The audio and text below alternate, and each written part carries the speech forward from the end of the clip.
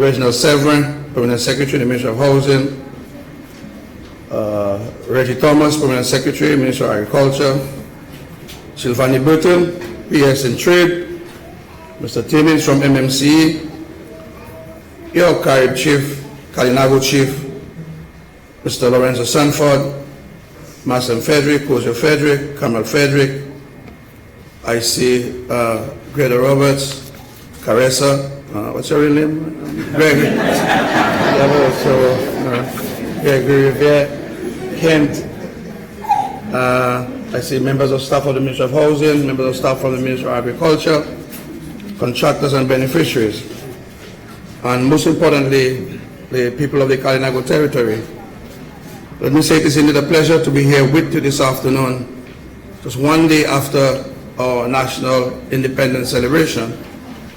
And I believe with this double activity here this afternoon, one relating to housing, something that you have been yearning for, something that you have accustomed with this Labour Party government providing you with decent and affordable housing, and to some support for your livelihood, I believe you are receiving probably one of the best gifts you have had on any one of your Independence Days. Under the agricultural program, you will be receiving pretty close to $400,000, $395 and some, here in the Kalinago territory. And this is not monies that we're promising you that you will get next year, 2 years down the road. We're telling you that the money is in the Carib Council or in the Atkinson Council, wherever it is. The contracts have been signed and have been advised that work will commence on the 11th of November, which is next week. So that is money that is already here in the Kalinago territory, and you should be very happy that you're getting a big independence gift from the Dominican Labour Party government and Roosevelt Skerry.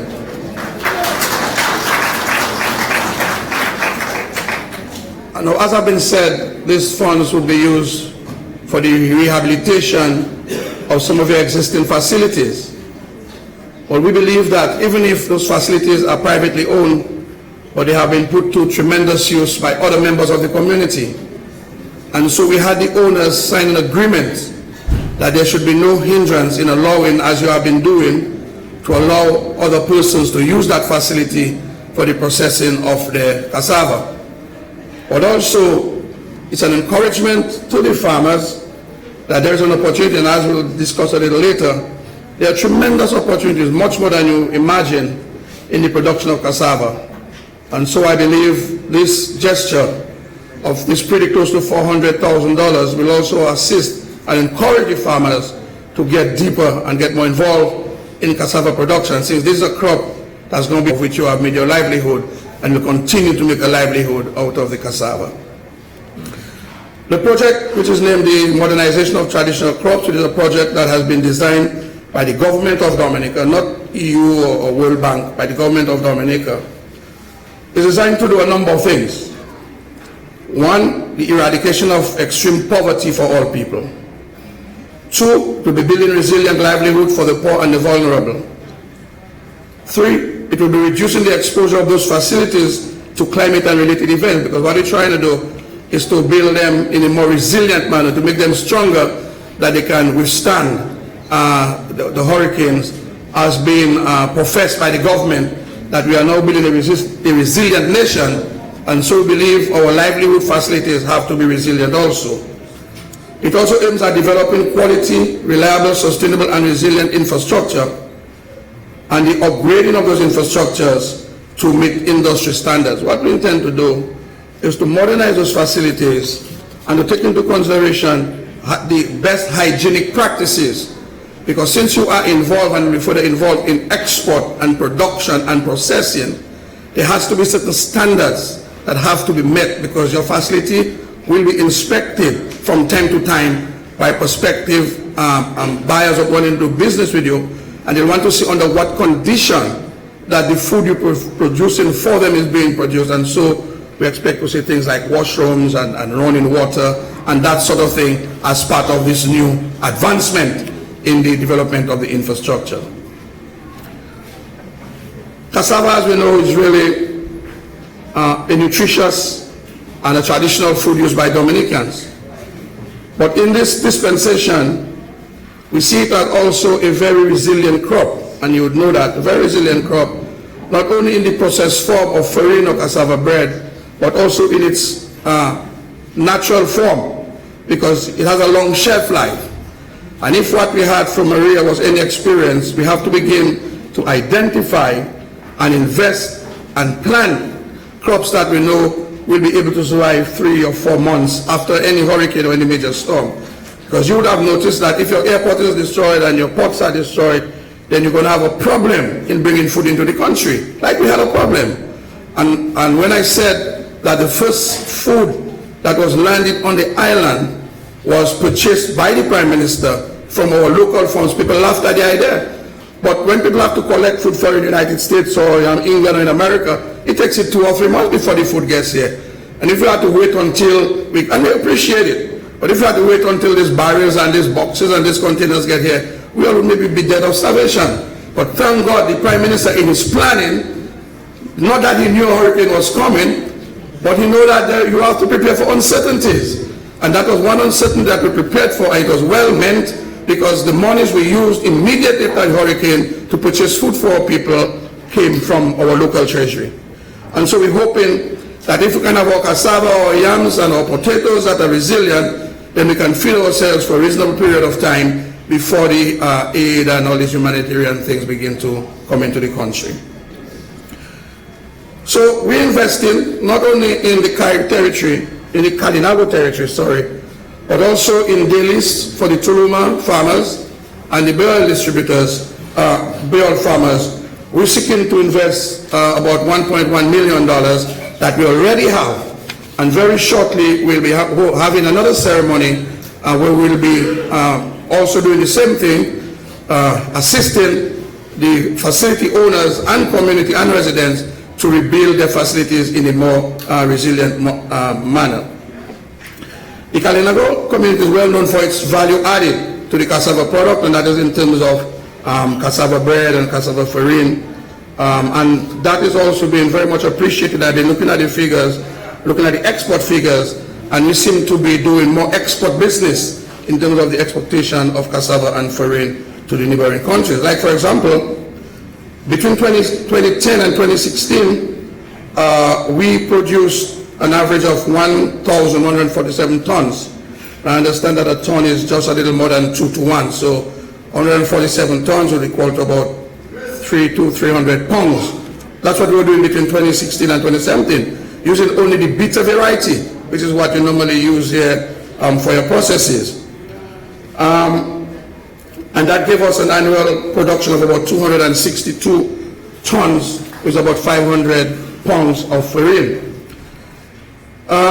We noticed though that, and you earn about $45,000 US, that's the earnings based on our figures that was brought in by the export of farine and cassava to the neighboring countries.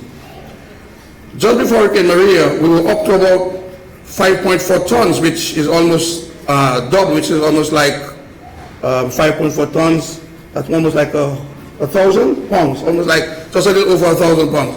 Shanks will correct me, 10,000 pounds that was brought in. But this included though the new varieties that we're trying to introduce, because in Trinidad and Suriname, we also have this expanse of these new varieties, which is sweeter variety, which can be used as provision. The same way you cook your dash and your tanya, you can cook it. And we've been trying to introduce these varieties in the Kalinago territory and in the country. So you did a production of about 5.4 tons, and that yielded about $92,000 US in terms of export earning. It's pretty close to 100,000 US, which is almost $250,000 EC dollars that you brought in with your cassava. And I understand, PS, that was in about, how many acres we said? About 50 acres. So we have been working with the Food and Agricultural Organization, and they have paid you many visits here, and the United Nations and the FAO, and also our Colombian friends, and to see how we can further produce more products from the raw material.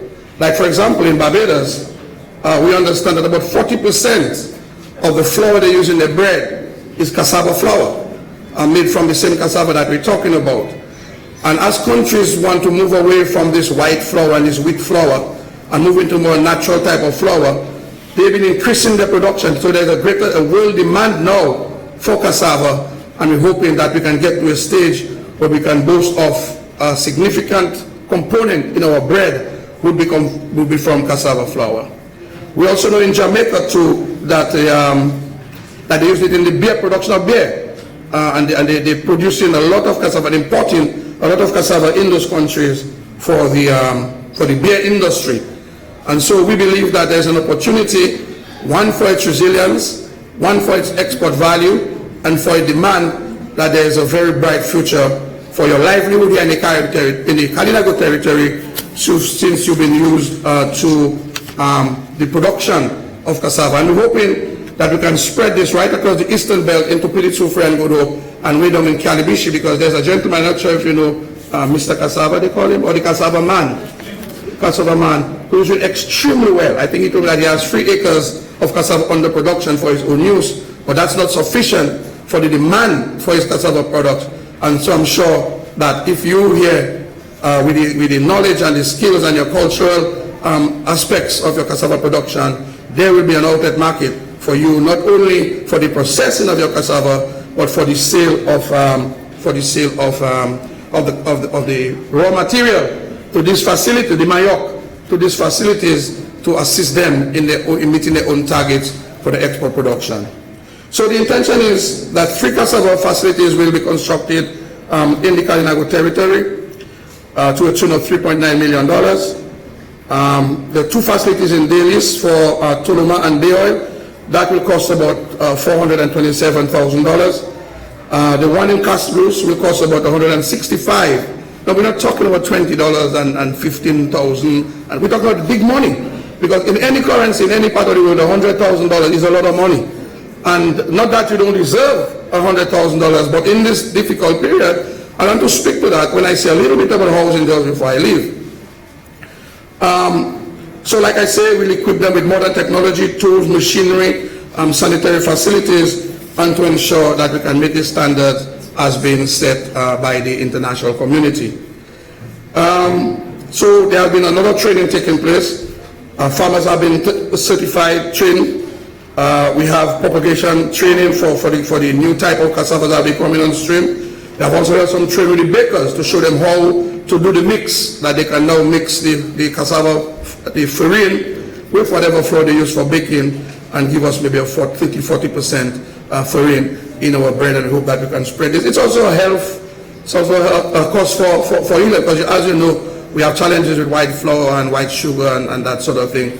With all these communicable diseases we're looking for healthier means and using our local and traditional material, and cassava stands ready to assist us in doing that. So that will continue. We will also assist you with fertilizers and inputs in the production aspect of your cassava. We are expecting on island from under the World Bank project some 70 containers of fertilizers, all different type of fertilizers for underground, above ground tree crops, including organic fertilizer. So some of you may want to venture into the organic production of cassava, and as you know that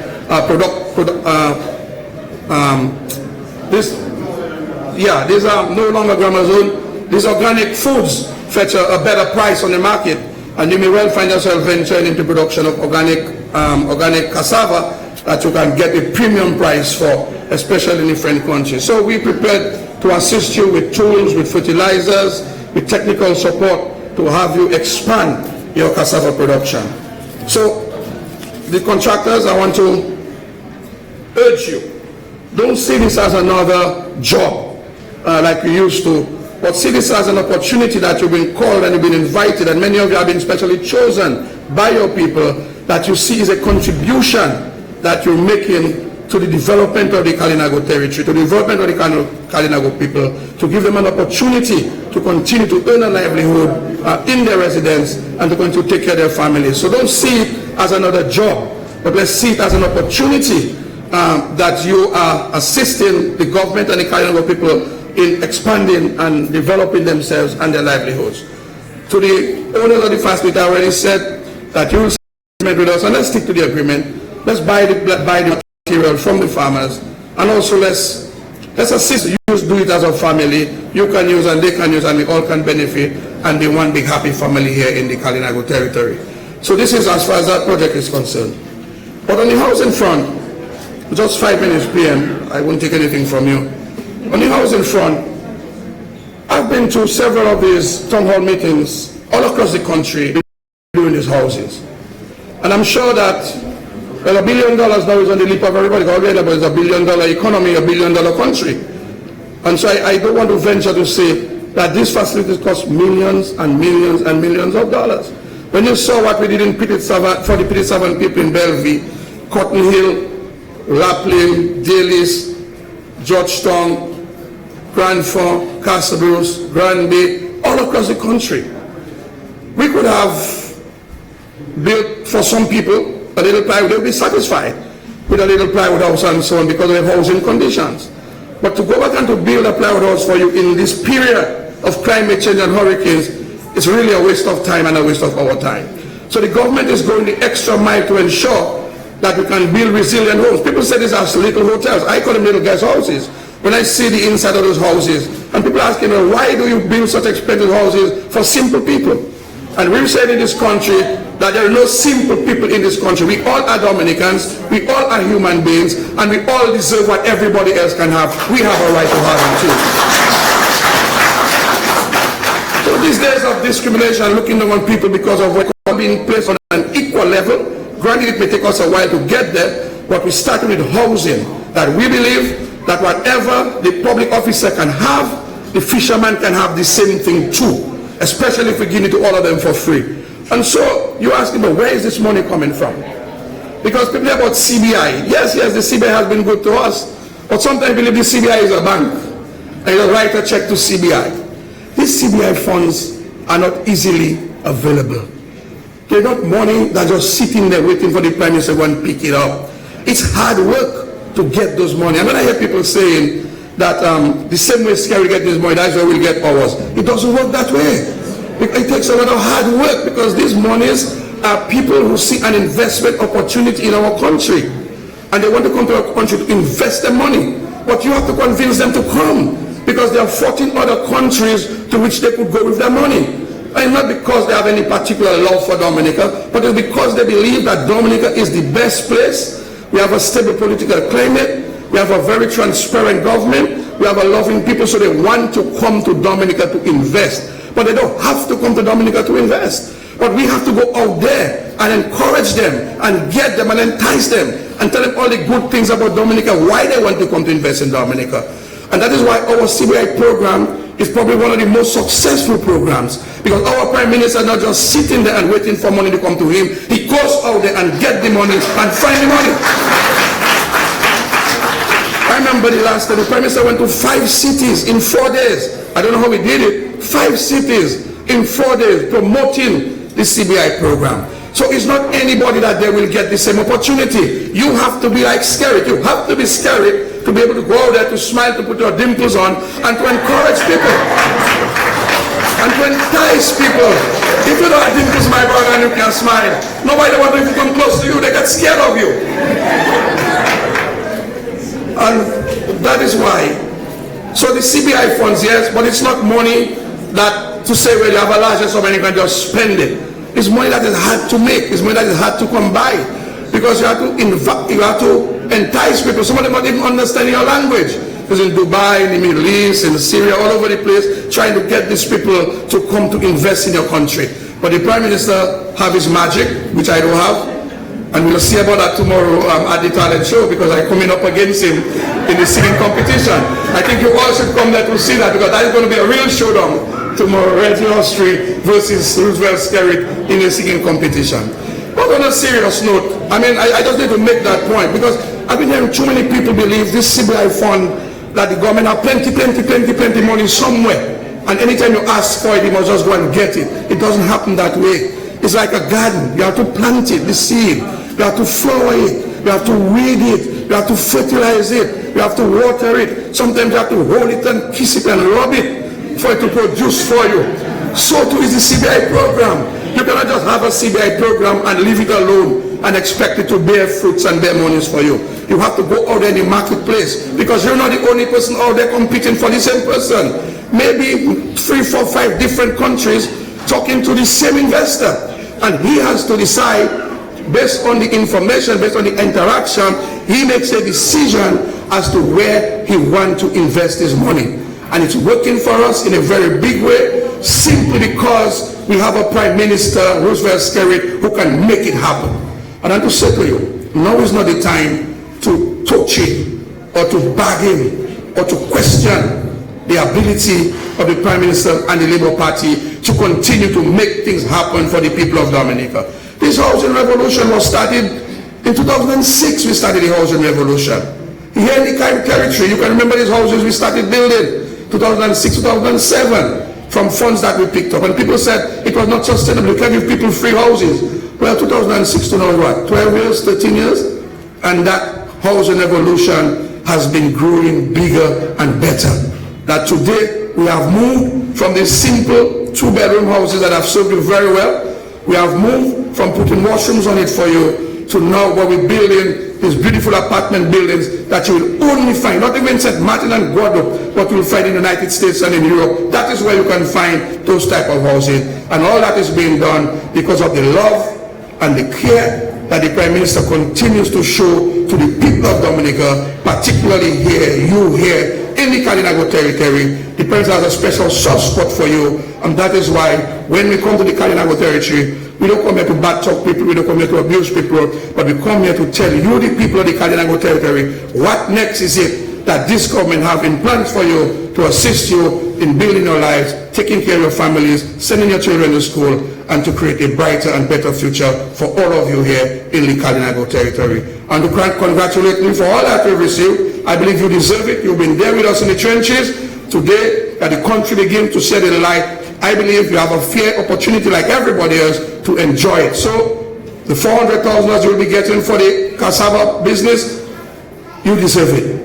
And the beautiful apartment buildings that you will be seeing shortly, you deserve that and even more. But as long as the Labour Party remains in charge of this country, you will get even much more than what we're going to offer you here today. Thank you, and God bless you.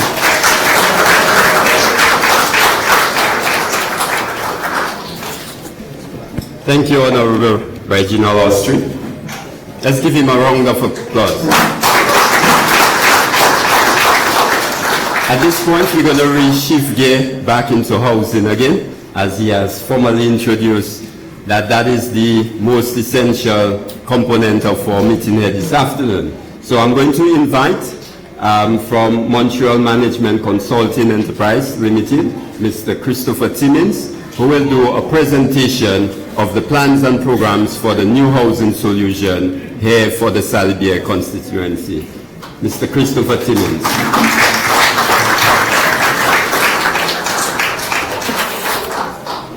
Thank you.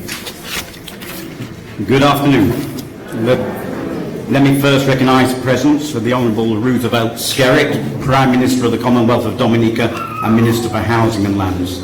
The Honourable Reginald Austri, Deputy Prime Minister, Minister for Agriculture, Food and Fisheries.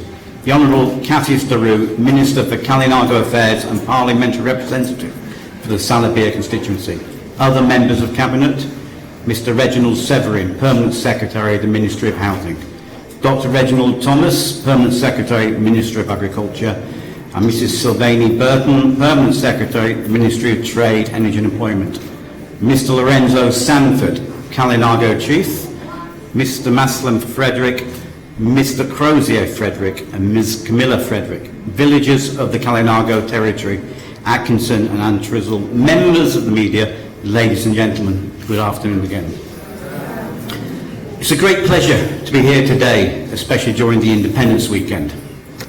One of the greatest challenges facing the world today, and in particular the Caribbean, is climate change and its consequences. Unfortunately, here in this location, we seem to be taking the brunt of those changes out of all proportion to the impact the residents of this region make on the climate. It is a basic human need to be able to have safe, secure housing, providing independence for each family, safe from the ravages of what might be happening outside. We at MMCE take the trust placed in us by your government very seriously, and as we've hopefully proved to date with the provision by the end of this year of nearly 1,000 new climate resilient homes, many already occupied, we will start, we will complete and we will deliver as fast as possible the housing needs of the communities here. Please be assured that we will not present to you here today something that will not happen. So you can be confident that you will very quickly see action on the ground. This is a cast iron commitment to complete within the fastest possible time. Climate resilient housing is not just stability of the structure itself to withstand the weather, although to this end we are providing what we consider are bulletproof buildings with reinforced concrete structures designed for seismic activities, with every detail carefully considered to prevent the ingress of water. We have reinforced concrete structures, although we believe that much like your underwear, which is also designed to provide support and protection, it's best not seen in public. And therefore, there is also an outer roof covering in a more traditional material for the purposes of providing a secondary layer of protection and a more pleasing appearance. The windows and doors are certified hurricane resistant, solar powered water heating, low energy lighting for cheap Domlec bills. We have also considered all the small details, like the height of the thresholds to stop water entering under doors, balcony drainage and overflows, even down to the distance the window is set back from the face of the building, etc. All the services will be underground, ensuring that in the event of the loss of the main grid, a generator can quickly be connected to the local panel and the whole development can be powered from one generator rather than each home requiring its own. This part of the island, the land is very challenging, and whilst in my time in Dominica I have learned that 45 degrees is considered flat, and it's only anything more than that which constitutes a slight slope. We cannot build on anything which may be prone to flooding or landslides. We are therefore proposing 3 different types of housing within the area. We have the large apartment block, we have the small apartment blocks, and we have a large number of individual homes. The individual homes will be done in a ribbon development alongside existing roads, making it land efficient use. The final configuration of numbers, types, sizes and exact locations will depend on the needs as ascertained by the applications. So we intend to start very quickly, so we urge you all to apply very quickly so we can come to the final formula. Now I'd like to show you where we are to date, what you're going to get. Okay? I hope everybody can see this. So these are projects that are well underway and are nearing completion at the moment. We have Bellevue Chopin, which is, some of these will be the type of housing you're getting in the ribbon development for individual houses, 4-bedroom houses.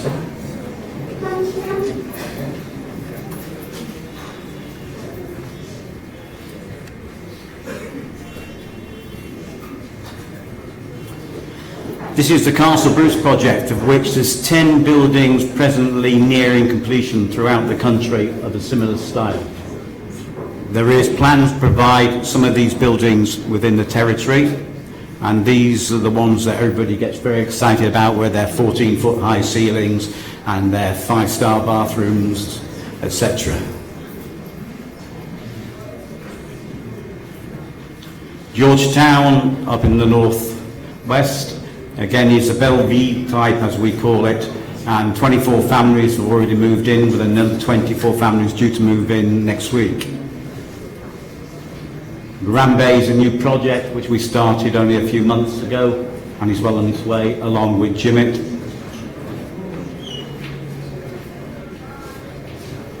And Stock Farm up next to the college. This was the opening event in Georgetown for the first lucky 24 families there.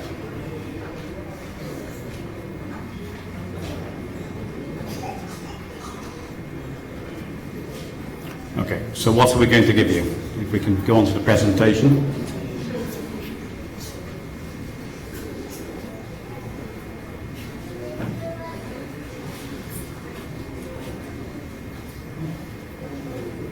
Right. At the moment, the figures are 182 new homes of various types in various locations.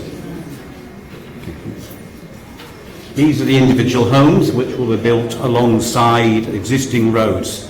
4-bedroom homes, 2 bathrooms, fully hurricane resistant.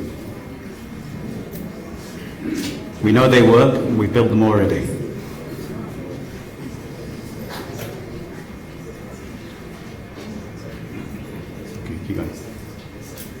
Now, there is, due to land shortages, a requirement in some areas for providing apartments. And these are 3-bedroom apartments. Each 3-bedroom apartment has 2 bathrooms. They're a good size. And they are split vertically. So in the event that there is a exceptionally large family, which 3 bedrooms isn't, or 4 bedrooms isn't big enough for, an upstairs and downstairs apartment can be amalgamated into making a 6-bedroom house if required.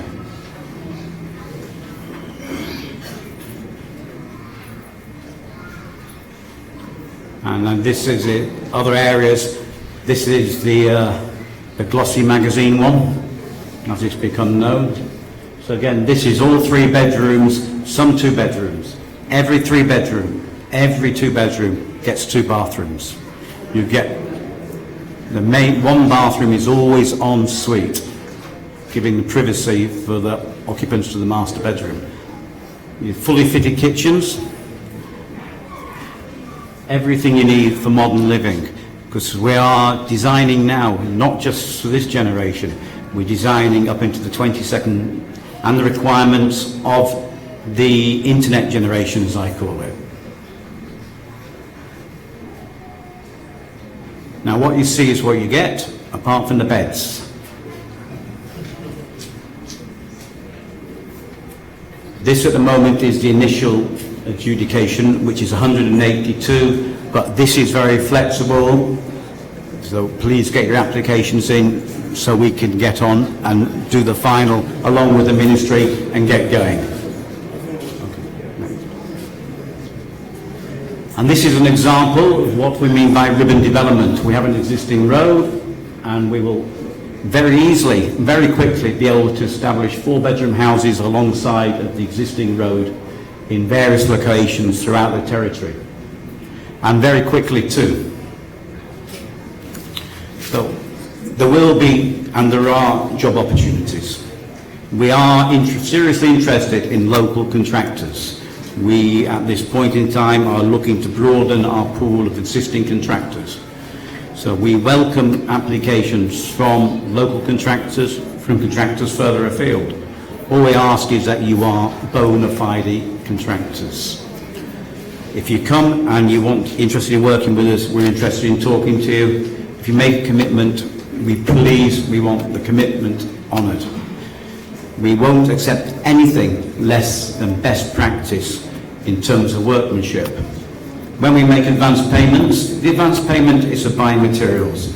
It's not for rushing down to Estefan or Auto Trade and buying a new truck. So please contact us through the Housing Dominica website and we will get back to you, and that's a promise, very, very quickly and make sure we can all work together. Thank you very much.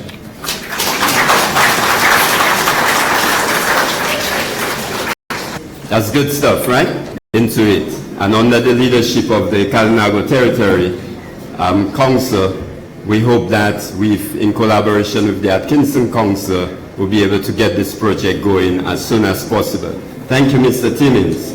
At this time, I would like to invite the Honorable Prime Minister to address us. He has been awaiting this day to be able to deliver to you the last solution for housing. The Honorable Prime Minister has been committed to that cause and has always talked about his intentions and his vision for the development of housing in the Kalinago territory at Kingston and Antrizza. It's a daily talk, and I can tell you, I keep hearing what we're doing about the Salibia constituency consistently. So without much ado, I would like to invite him to the podium to share with us.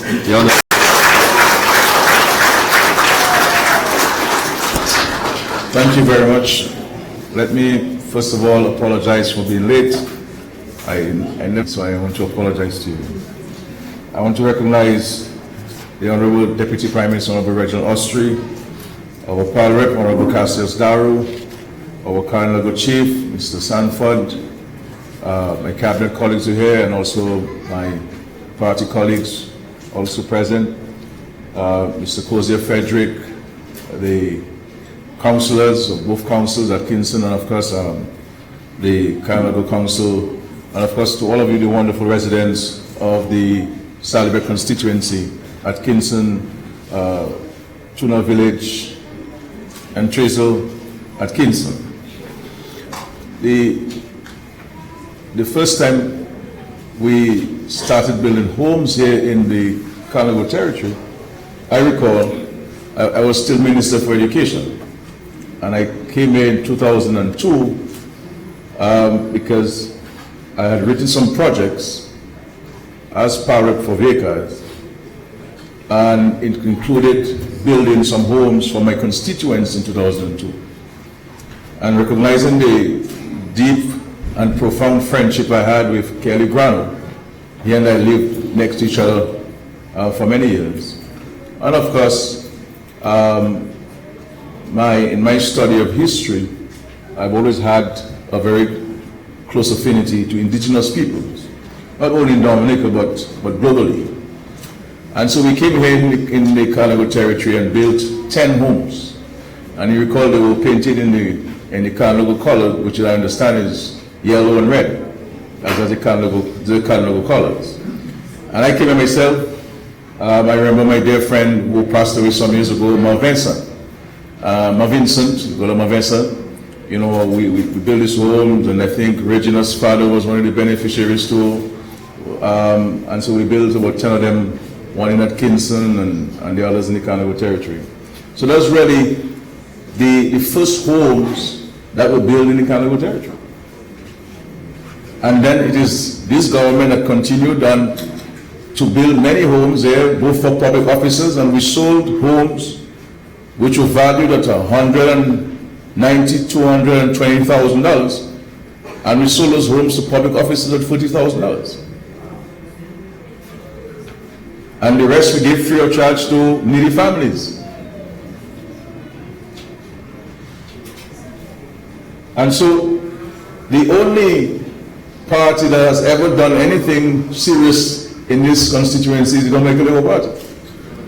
Anything, whether it's education, whether it's healthcare, whether it's social programs, whether it's respect for the indigenous people. Don't talk about infrastructure. When in 2000 we came here, every single road in the Kalinago territory was bad, with mud roads and dirt roads, and now everywhere is concrete.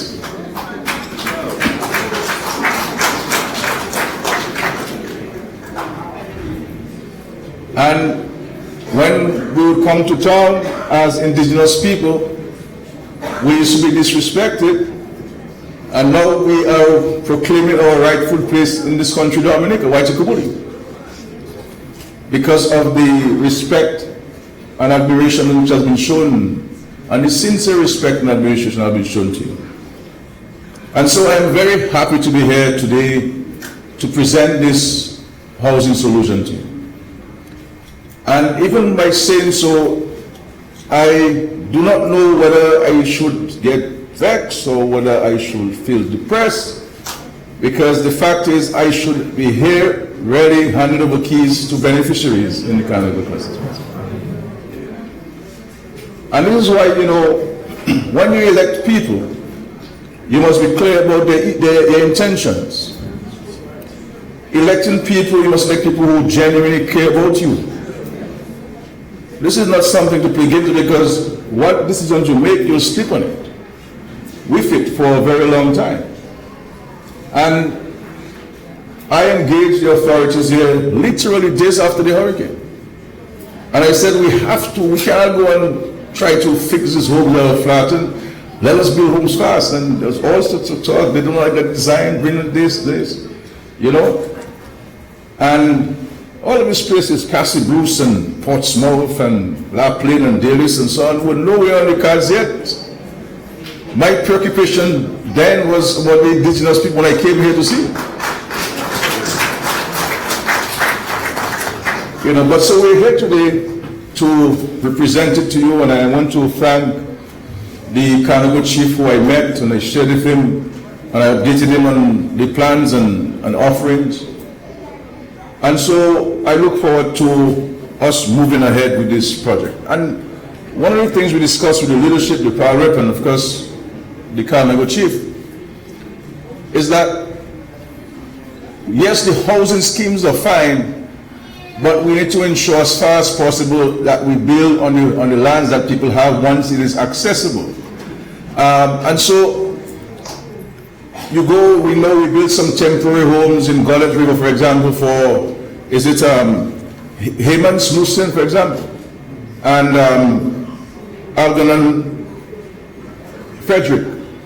These are homes that we built just to get them out of the urgent circumstance they're in.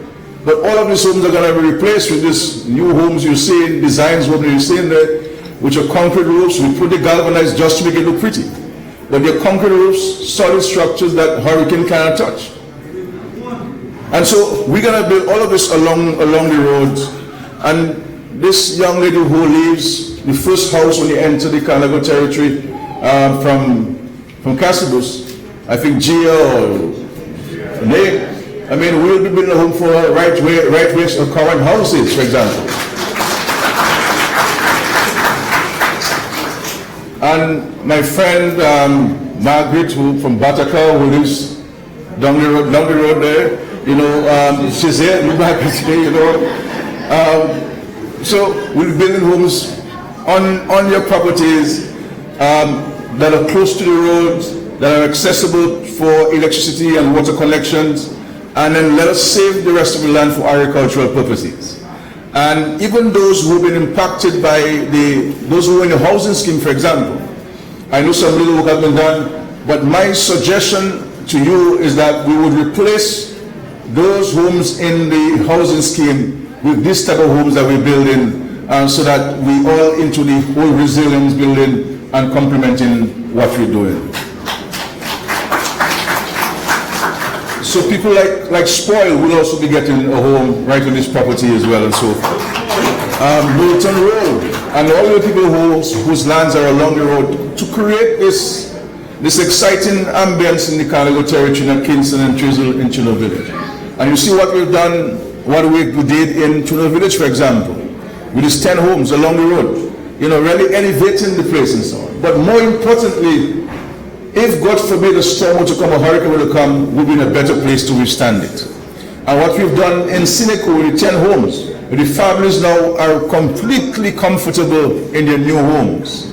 New homes they were given to them at no cost to them in Seneco. And the 10 other homes that we're building, I think right there close by, we're building about 2 of them, or 1 or 2 of them for some families who we had originally built homes for but were destroyed by the hurricane. And so we're going to have a number of solutions. And as the power indicated, we applied to the European Union for funds, and they gave us some funds, and we, in the cabinet, assigned some of the monies to housing. And when we did the maths, the money would be able to build 50 homes. And we took a decision to assign the entire 50 homes to this constituency. So we have the 30 homes that are being built, 10 already been built, and you have 20 that have been built from the Sustainable Housing Solutions, as happened in Seneco and Chuno Village and elsewhere. And then you have the 50 that are being built by, they're financed by the European Union. And then we have 182 that we're presenting to you, and this is for throughout the constituency. So you're talking about 262 homes that will be built in the next year. in the Kalinago territories at Kingston and Treswell and Tuna Village. And it means therefore that every single family, not only those who are extremely needed, but we're talking about public officers, because we know of your peculiar challenge where loans are concerned with the financial institutions. Special arrangements we made for you under this arrangement with 262 homes. We're talking about large families, as we did in Belgium, for example. Their families, they were very large, and the 3 or 4 bedrooms were not sufficient for them. And so we split the families and gave them, so the young lady who is living with her family, her mother, now has her own home for her own family. And her mother and her father and so on, they in separate homes, creating a better situation, living condition, elevating the people, addressing serious access to housing and sanitation, and having a comfortable place. And this is what we're presenting to you. And you know me, I don't make promises I don't keep.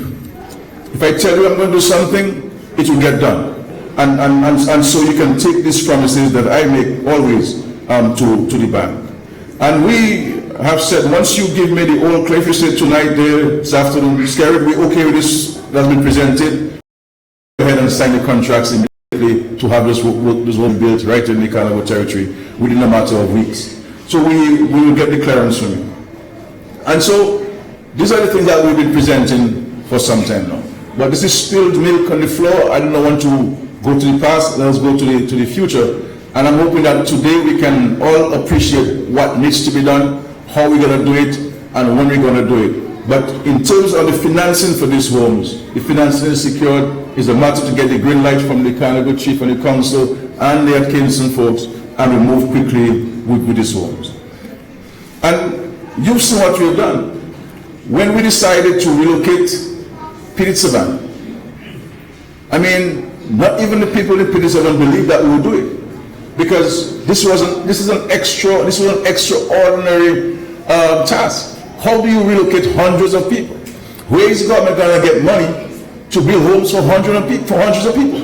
And we built 341 homes there, including a community center, including a shopping plaza, including a new playing field, including basketball courts and netball courts for the people. All of the infrastructure was put in by this government. And today the people are there in a comfortable home. And if, God forbid, a hurricane will come to see us, visit us, these people will be comfortable and safe in their homes.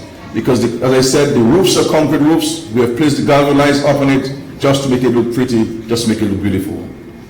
And so, housing is a major challenge to you here in this part of Dominica, in the Salibia constituency.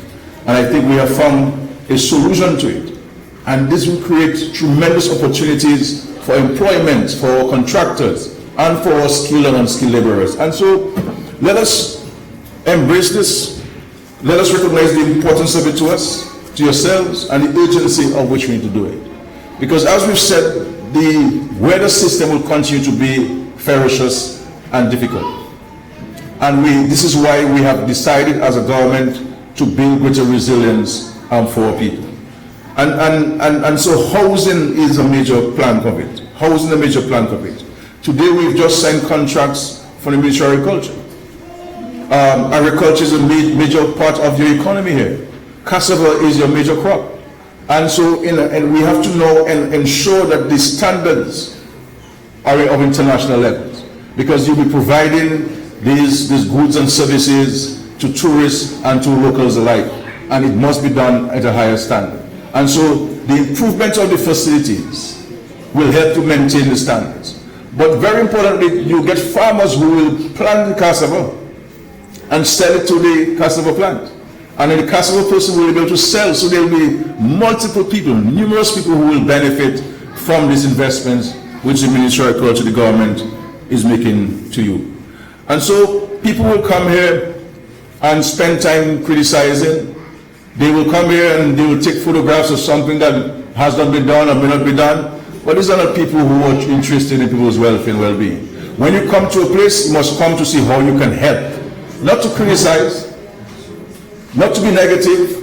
If being negative could make Dominica rich, all of us would be millionaires in Dominica. But how many people are serious about people? Because when you get into government or into politics and the parliament, this is about people. It's about whether you genuinely care about the people, whether you love them. And it's only when you care about people you can understand their struggles and their frustrations. And you can appreciate their dreams and aspirations and find solutions to their frustrations and their challenges and encourage them to achieve their dreams and aspirations. And this is what we've been providing to you here in this part of Dominica, the Kalinago territory. And I'm not boasting myself because I don't believe in boasting. I believe in the sanctity of humility. But I'm only just stating the fact that with those who are putting themselves forward to the leadership of this country, you in this part of Dominica must decide what is that you want for yourself, what is that you want for your children, and who you believe is better placed to ensure that that which you want for your children and for your community would be prepared and is prepared and willing to deliver that to you, to work with you, to making life better for you in this part of Dominica.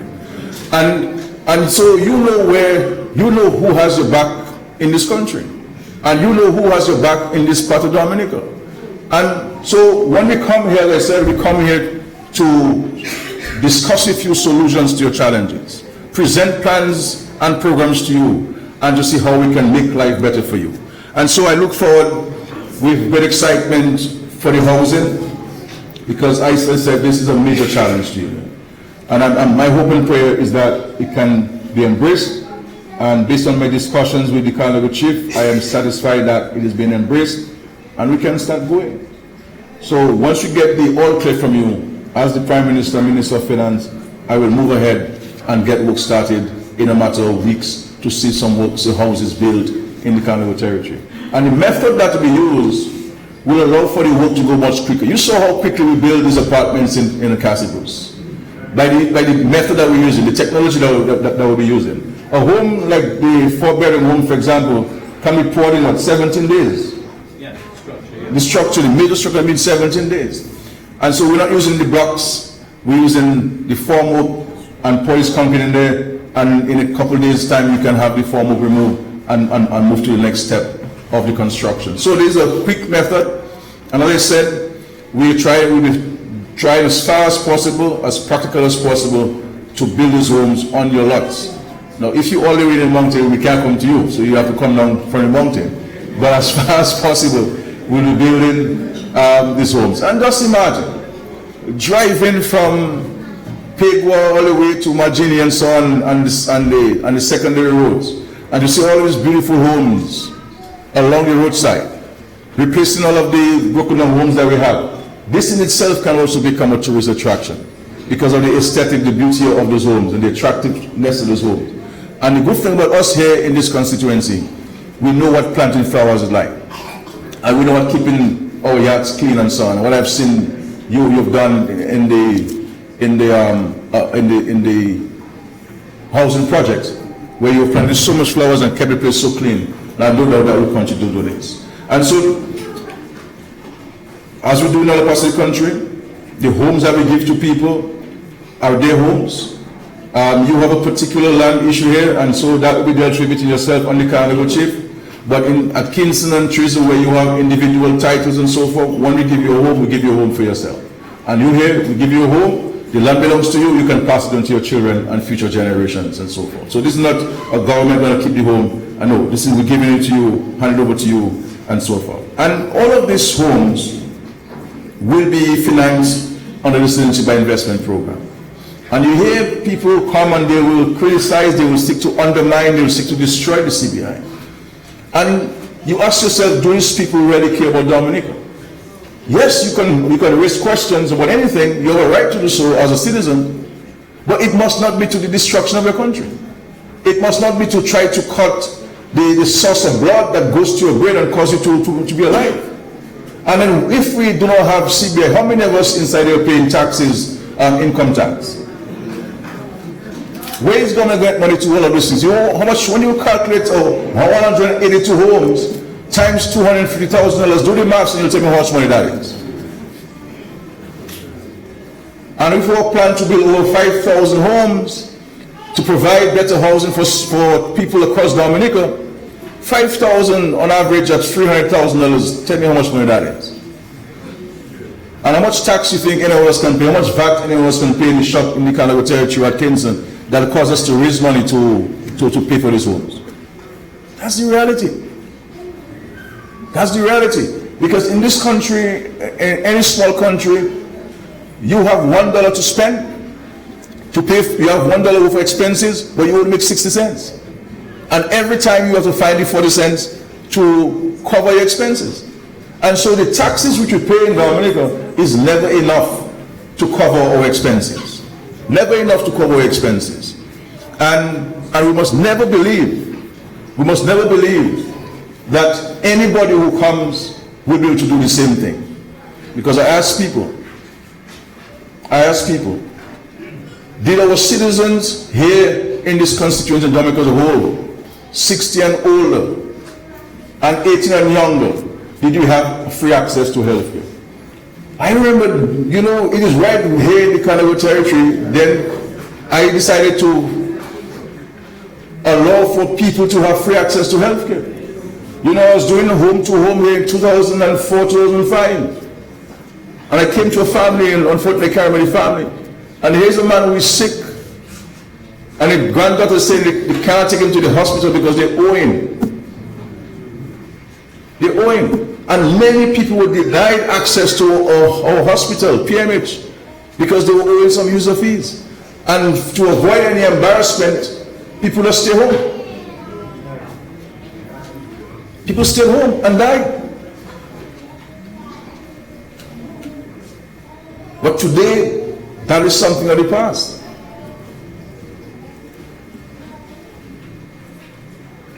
So things have changed, and we must not take it for granted, because there were 6 prime ministers before Roosevelt Skerritt.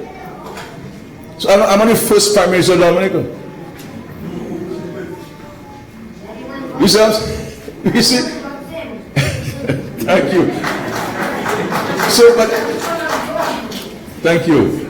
But there are many things that we can speak to that were not the case. And so sometimes, because we have gotten so accustomed to it, we take it for granted. Scores of our children here did not go to school, secondary school, because you were owing the bus driver. And our children had to walk from school in the rain and the sun. And then we had to get the iron in the morning to dry the clothes because the child only had one shirt.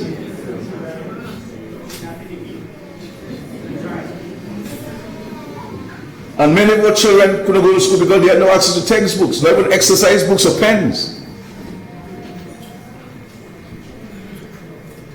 We had one child going to the college.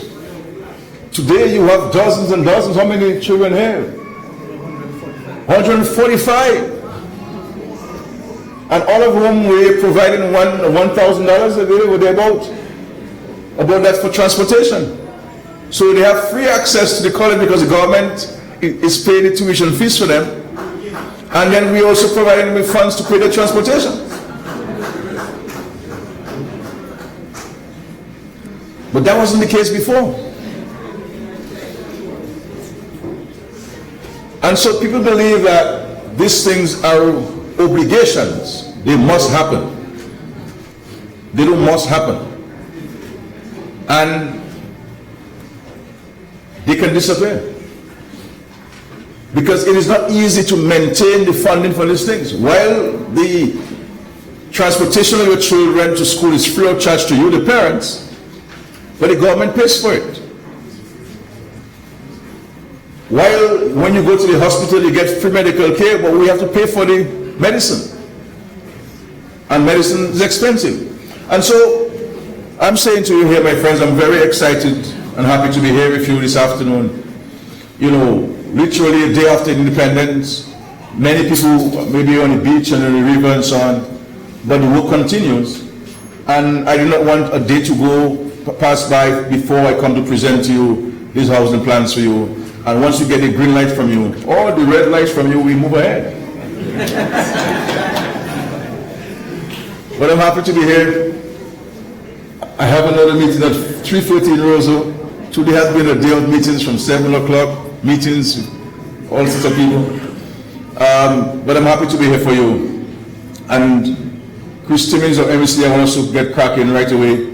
And Ministry of Housing, let us start it there. We know so many people who have to build for. They have the land, the site is ready. It's a matter of us moving and mobilizing the equipment and the workers and to start these homes so we can hand over keys as soon as possible. So I wish you all the best, my dear brothers and sisters. Happy Independence again to all of us, all of you. Let us continue to work together for the greater good of our community, our constituency, and Dominica as a whole. Thank you and God bless you.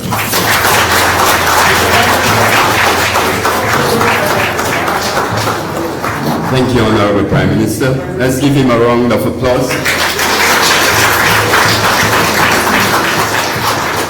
Speaker of the Saldia constituency, this comes to the end of our formal session this afternoon. We thank you for coming, and to do so, I would like to invite Mr. Kozia Frederick to give a formal vote of thanks.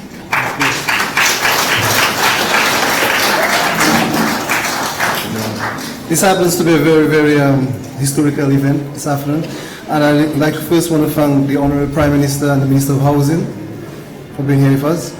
Also, Honorable Reginald Austri, Deputy Prime Minister and Minister for Agriculture and Fisheries. Also, Kalinago Chief Lorenzo Sanford, other members of Cabinet, President Peter Seja, Mr. Reginald Austri, Government Secretary, Ministry of Housing and Lands, Dr. Reginald Thomas, Government Secretary, Agriculture, Fisheries and Food, our own PS Britain, Sylvania Britain, PS for Ministry of Trade, Energy, Employment. Mr. Christopher Timmins, Project Manager, MMCE, former Kalinago Chiefs, Faustinus Mask and Vince, candidates, Kent Edwards, Gregory Riviere, Bonnie Alfred, Vincent Esprit, former parliamentarians, Ashton and Kelly Grano, local contractors, the former Ministry of Kalinago Affairs Development Officer, Dr. Charles Cobbett, and the villagers of Tuna, Atkinson, Andrizel, Padaka, Kurishura, Salivia, Sensi, Siniku, College River, Maho River, Margini. Ladies and gentlemen, I thank you for being here this afternoon to be part of this wonderful occasion. Once again, thank you.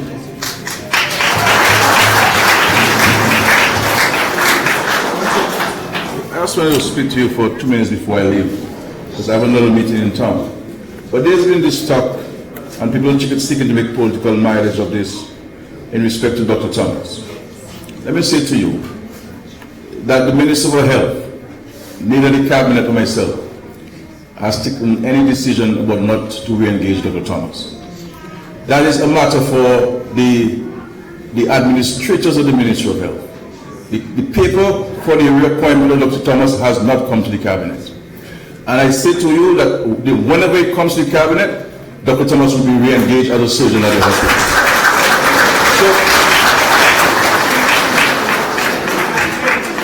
So this attempt by people to try to make a political mileage out of it is unfortunate, and I'm hoping that Dr. Thomas himself will speak to the truth about this matter and indicate where the issue is. But certainly, there is no decision by the government, the Cabinet, or the Minister of Health to not to engage Dr. Thomas. This is political mischief, and it has been dishonest, and it is just an attempt to create unnecessary mischief in the country.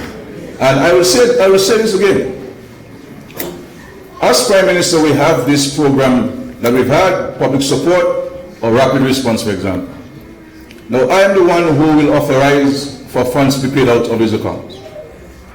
And I see patients who come to the Prime Minister's office for surgeries, and I will say to you that 75% of the bills we pay on behalf of citizens who benefit from the program for health are Dr. Thomas's patients. And so if we had any issue with Dr. Thomas, you think I will be approving it? No, I approve it. I will pay him his checks directly in tens of thousands of dollars for providing medical care in his private practice to patients all across Dominica. So it is really mischief, and for his sister who should know the truth to be peddling this, along with other people and so on who have no interest in the Kalinago people whatsoever, is unfortunate and malicious. But I just wanted to get the opportunity to express this to you. I really don't want to get involved in this, because I have many other things to deal with. But I felt necessary to let you know the honest and decent people of the Kalinago territory about the truth about this matter. Thank you very much.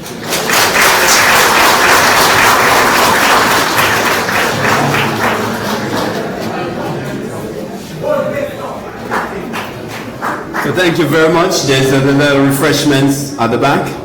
Let's enjoy. We have to proceed to another function this evening, so we'll leave you, but there's adequate refreshments, and we'll leave you in the hands of the Kalinago chief. Thank you very much. Good evening.